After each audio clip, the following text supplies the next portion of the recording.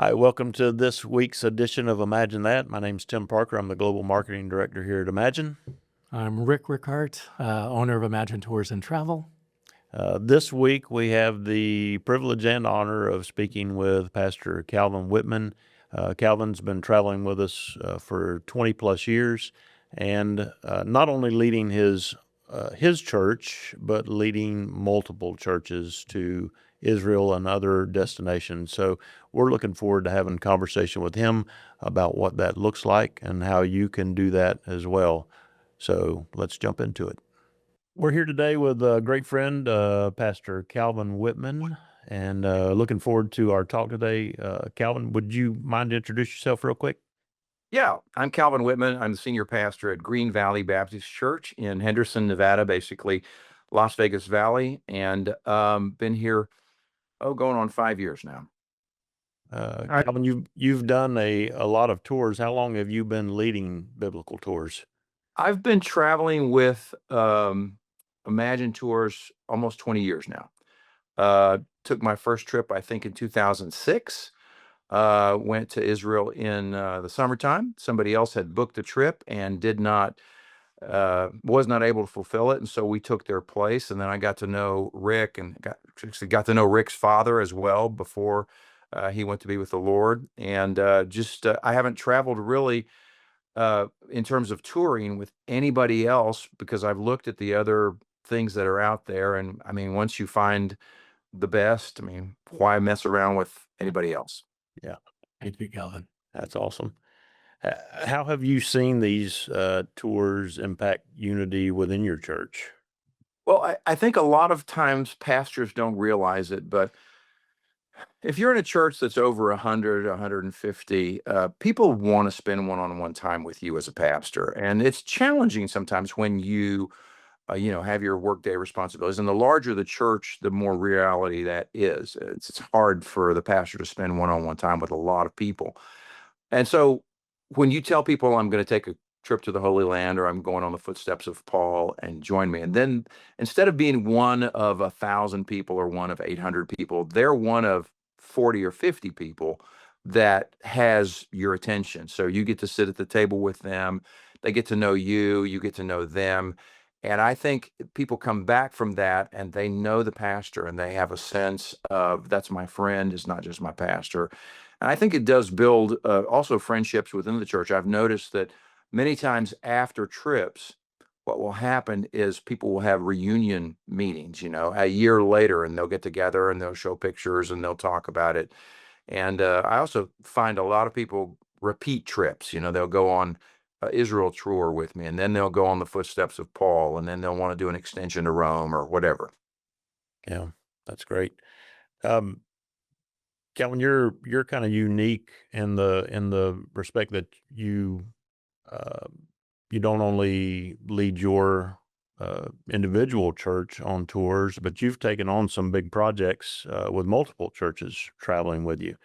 So just wanted to kind of jump into that experience.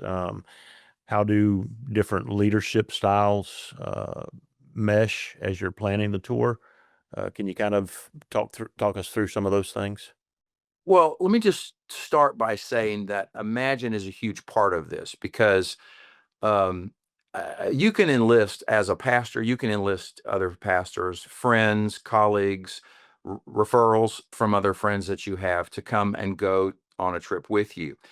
And if a pastor of a church running 300 gets 30 people, 25 people, he's got his own bus.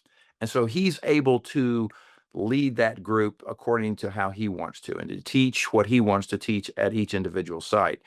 But what I'm able to do is to oversee the entire coordination, what kind of guide we're going to get, what our schedule is going to be. And of course, working with Imagine is just, it's amazing because you guys have such a great back house that coordinates all of that. And it's not really that difficult. All I have to do is to touch base with these pastors, share with them the vision for taking a group. A lot of people don't think they can take a group. And so once you go and you realize, hey, this is very easy to do, and it's very beneficial at the same time, then you can take other pastors with you and you can show them and encourage them. And so when I've taken up to like 11 churches at the same time, and we'll sit down at the hotels together for breakfast, and I'll talk to the pastors and say, "Hey, what's on your agenda today?" Well, I'm going to Caesarea Philippi, or I'm going to be here or there, and we'll just talk about what you might want to teach at that place, and ask them how things are going, make sure everything's okay. More than anything else, it's not just being a shepherd, it's being a rancher, and you're kind of looking out for these other shepherds and you at the same time you have your own group and you can shepherd your people. And it's really a benefit in a lot of ways, because when we took 11 churches several years ago, we had Baptists from like 5 different states, and it was fun because all these people got to meet each other and got to fellowship. And I remember we were at Bet Shean, and we had like 250 to 300 people worshiping together from all these Right. different churches, from different ethnic groups and different locales throughout the country. It was beautiful. It was a really cool thing. And how many of those pastors today are still in touch with you? Oh, most of them. Yeah, I'm still in touch with most of those pastors. And, some of them obviously change churches or they go to a different circumstance. But no, I stay in touch with these guys. And many of them continue to travel with Imagine on their own, without me going with them or going with me. I introduced them, and now it's become just a part of what they do in their ministry. What would you say is your, for better terminology, your secret sauce? Because you really are kind of a pastor to pastors. You're always great at teaching pastors and helping them to get started. What do you see some of that as? Well, one of the things I like to do is to encourage pastors to step out of their comfort zone a little bit, because a lot of times, well, I was a foreign missionary, okay, so I lived in Spain for several years, and then I served a church for 19 years in Colorado that was very missions minded, and we went all over the world doing mission trips, and so I have no fear of going to other countries, and I think sometimes pastors are afraid. I have a pastor friend in Texas, and I've been trying to get him to go on a tour, and he's like, "Man, I don't know. There's war in the world, and it's dangerous out there." And I'm trying to help him overcome that fear. So I think one of the things that I do is out of my own experience, I try to share with pastors that they can uh, travel and they can take their people, and it can be a very rewarding experience. And so I encourage pastors to take people from their church, and I encourage them and try to encourage their wives as well, because sometimes pastors' wives are a little afraid, well, there's a war over there. And it's kind of like I tell people, if you are living in Germany and you see what's going on in Chicago, or you see all the murders that are taking place in Chicago, or you see Antifa in Portland or something, and you say, "Well, I'm not going to the United States because, they've got all this unrest over there." Well, it's just in a few spaces, right? And the media is blowing it out of proportion. And if that's true about what's going on in the US, it's quadruply true with respect to Israel, because the media is not pro-Israel and they're trying to hurt Israel as much as they can. I, I was in Israel one time when the Orthodox Jews decided to go on strike, and they shut down every major street in Jerusalem during rush hour, and it was crazy. It was crazy, but uh, we were all safe. There was no problem whatsoever. I've been in tougher situations in other countries where you would not expect it. And so I think encouraging the pastors is one of the things I do. And then I also think showing the pastors how it can be a blessing to them and to their personal life as well is one of the things that I'm able to do. So a lot of times they just need somebody to come alongside them and say, "You can do this. This is very doable. You have the ability to do it. Let me show you how to do it." And so sometimes we take fam trips, and I like to lead fam trips because the fam trips are, of course, familiarization trips.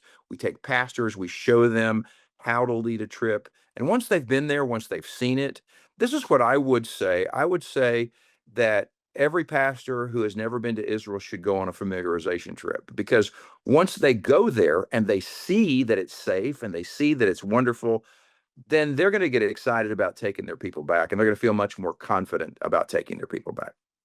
Great. Yeah.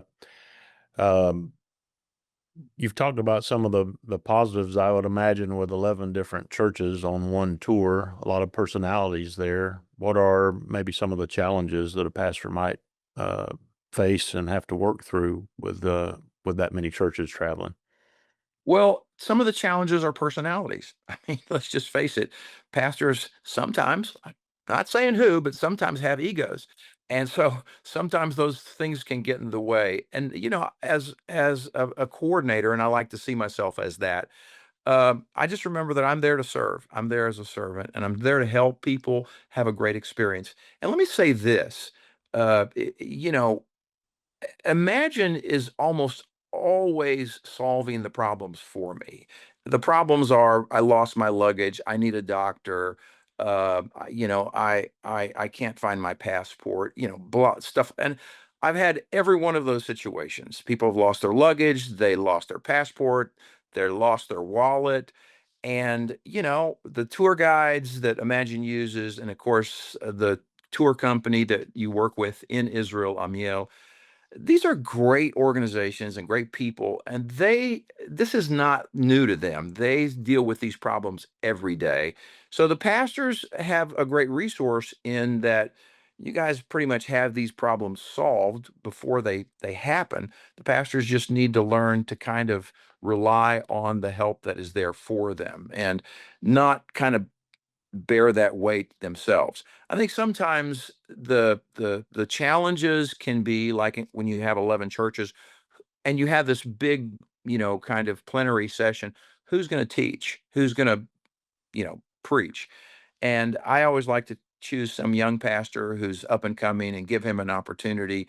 I've done all of that and don't need that experience, but I love to see these younger guys come along and get that experience and get that confidence. And so I don't think there are that many challenges, really. I think there are a lot more positives than negatives. Anytime you have 200, 300 people traveling, you're going to have issues, but that's the same thing with being a pastor. And is like one guy said, if you're going to be a shepherd, you better like the smell of sheep. And so if you're going to love people, you can love them in Israel just as much as you can love them back at home, and you can serve them there just as much as you can at home. And there's always a solution for people who are looking for ways to solve problems. Let me ask you a question. With the recent ceasefire that's taken place, and now things are starting to calm down and turn back to a little more normality in Israel, what is something that you would suggest to, let's say, a pastor who's considering leading a trip at this time? Any words of wisdom? Yeah, I think what the pastor needs to do is to sit down and really think through the promotion, because promoting your trip is a really big part of it. I set a date. You got to set a date, because if you don't set a date for something, then it's not really a plan. It's just a pipe dream.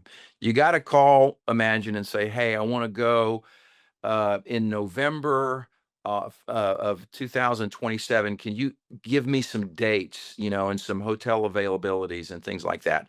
And then once you get that date settled, then as soon as possible, get your brochures.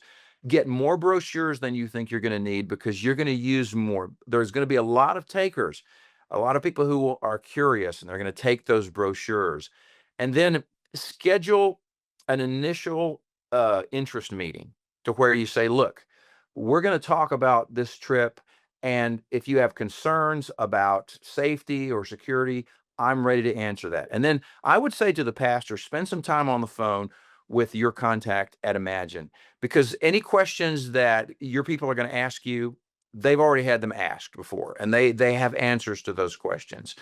And then once you get to that interest meeting, people will say, "Well, what should we expect in way of food, or is it going to be safe? Can we spend dollars?" They're going to have all these questions, and those are not questions that haven't been asked 1,000 times.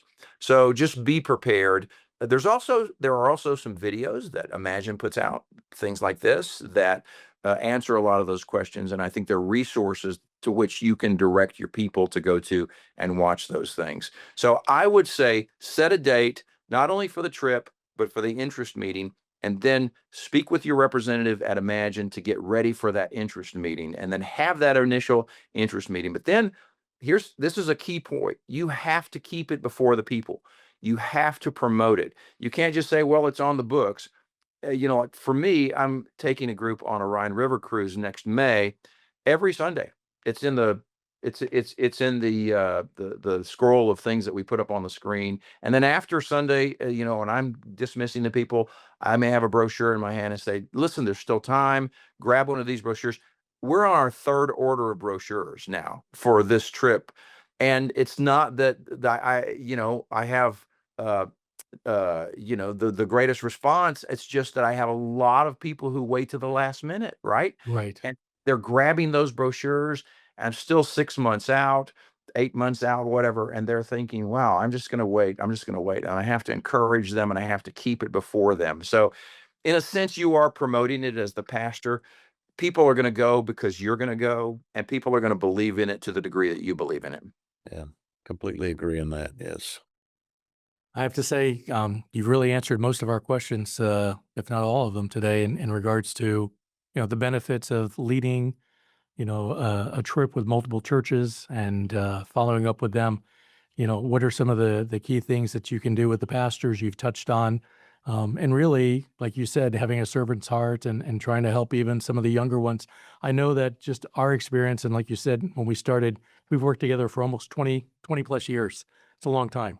It is. And, you learn a lot of things over the course of that time. In doing so, I think the biggest thing is what you mentioned is equipping so many of the pastors and for them to have an opportunity to be able to go, even if they have a small church. The advantages of being Yeah, able to go with you absolutely. is they can piggyback. Their trip is guaranteed. They Yep. don't have to worry about minimum numbers. They just know this date, this trip, it's going no matter what. Whether they bring 4 people or whether they bring 40 people, Right. their trip is going to go. And we even did that when you had your multiple buses and so forth. Oh yeah. Two or maybe even 3 of the buses. We might have even had 2 or 3 churches combined Right. on the bus just so that we had them and it was comfortable for everyone. And the smaller churches were just grateful to be able to go, and they were Absolutely. treated like they were, a larger church, Well, and I the just and tell the them, price join me. savings. Yeah. Yeah. So Yeah, I tell them, just join my church. Just join my bus. We had absolutely, 11 churches. We had 7 buses. pretty amazing. And yeah, and nobody felt left out. And I mean, I had another pastor on the bus with me, and he was just tickled that he didn't have to teach at every place, and he didn't have the responsibility of coordinating or organizing. It was all taken care of for him, and he didn't have to worry about the tips and all that. It was just it was more of a tour for him than a working experience for him. Before we can conclude our interview with you, is there anything that you'd like to add or say to any pastors that are even considering doing a trip in the future? I think the biggest thing I would like to say, and this is a comment that I get from people all the time, is that if you've never been to Israel, you're reading the Bible in black and white. And once you go to Israel, you begin to read the Bible in color. It just comes alive.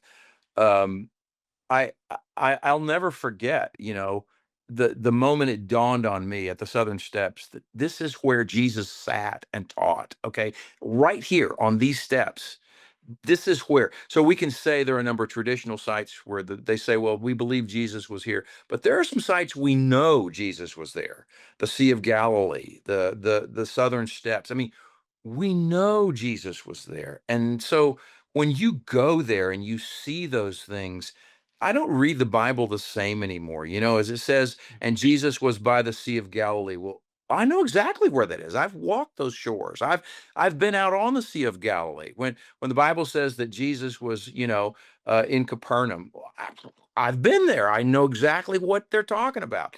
I've walked the streets of Jerusalem. I've been to the Garden Tomb. It just makes the Bible come alive. I'm 67 this week, and I was probably 44, 45 the first time I went to Israel, and I can tell you that I wished I had gone when I was 25 because Great.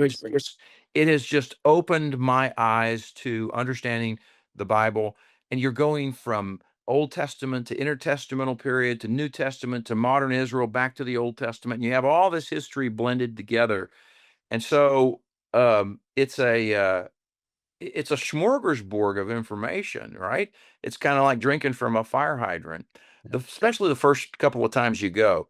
But it is such an education, and it did so much more for me than any seminary course on biblical backgrounds that anyone could ever take. That's great. Calvin, would you just take a minute to kind of promote your upcoming trips that you have? Yeah, I've got a group going with me on the Rhine River Reformation Cruise in May of next year. If you want more information about that, you can contact Imagine, and they'll be glad to plug you into my group. I've got some room for you. We have been on the Rhine before in Germany, and it's one of the most beautiful settings in the world. Absolutely. Rick, I know you and your wife Amy have been on this multiple times because it's one of your favorite trips. It is. It is. We love it. And We so I'm excited about it. I am. And then in 27, I was just talking to Rick before we did this recording here today. I'm planning another group to go to Israel. I've been waiting for the ceasefire to take effect. And thanks to what God is doing, and thanks to our president, Mr. Trump, we now have a ceasefire. Some of the hostages have been sent home. And, we should all rejoice at that. We should all rejoice at that. absolutely. Praise God. But, I think one of the ways that we as Christians can show our support for Israel is to go there, to support their tourism, to let the people know when we're there that we love them and that we support them. I have a lot of former, well, they're still Jews, but they're former Jews. They're now Christians. They're no longer Jewish in terms of their religion. They're still Jewish in terms of their race. I have a lot of them in my church. And I said on Sunday, I said, Jesus was a Jew. If you've got a problem with Jews, you got a problem with Jesus, right? Because Jesus was a Jew. So I think as Christians, we have a lot to learn from going to the Holy Land. And I think every pastor should do that. Calvin, thanks for taking some time with us today. We truly appreciate. I want to say one other thing, and that is I have been a pastor for a long time, 40 years. And I've talked to a lot of other guys who have traveled with a lot of other companies, and I won't mention their names. And a lot of them have just told me horror stories. Okay. And I tell them, look, you might be able to travel cheaper, but you're not going to be able to travel better than if you travel with Imagine. And the old adage is buy nice or buy twice is so true. I'm willing to spend an extra 150, $200 to go with a group that I know is going to give me a top level, top notch kind of experience than try to cheap out over here. This is not something you should cheap out on. Okay. This is not a bargain basement thing. If you're going to take people, your reputation as a pastor is on the line. So make sure that you're going with a group that is reputable, that has been in the business for 60 years and knows exactly what they're doing. And that's what you get when you travel with Imagine. So let me just encourage you, go with Imagine. Thank you, Calvin. I really appreciate that. Love you guys. Look forward to seeing y'all soon. Love you too, brother. Take care. Thank All you. right. Bye-bye now. Bye. We just had the pleasure of interviewing Dr. Calvin Wittman, and he got a chance to tell us a little bit about why it's important to be able to have larger groups as well, unity with multiple churches traveling together, the importance of a FAM trip, familiarization trip for pastors, and also talked about the importance of going with the right company. And we just want to say thank you, Calvin Wittman, for your words of wisdom. And if you're interested in joining one of his trips in the future, he's got a Rhine River Reformation Tour for May of 2026. So give us a call today to receive that information. Yeah. If you have any questions, feel free to reach out to us at sales@ittworld.com or info@ittworld.com. If you'd like to have a conversation with us, we'd love to talk with you at 863-709-9208. Don't forget to like and subscribe on the channel so that you get all of the notifications when we have new videos coming out. And we look forward to catching up with you next time on Imagine That. Thank you.